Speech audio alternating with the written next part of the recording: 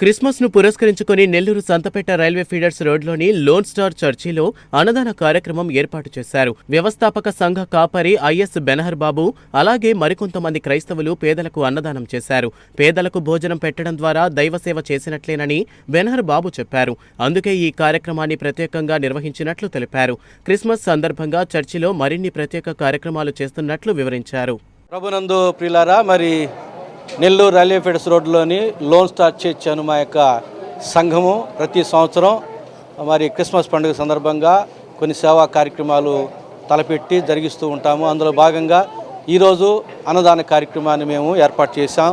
కారణం ఏమిటంటే, యేసు ప్రభు ఈ లోకంలో ఉన్నప్పుడు పేదలకు భోజనం పెడితే నాకు పెట్టినట్టే అన్నాడు, పేదలకు వస్త్రం ఇస్తే నాకు వస్త్రం ఇచ్చినట్టే అన్నాడు. ఈ రీతిగా మేము సంఘ కార్యక్రమాలు ప్రతి సంవత్సరం కొనసాగిస్తూ ఉన్నాము. దేవుడు సంఘాన్ని కూడా దీవిస్తున్నాడు.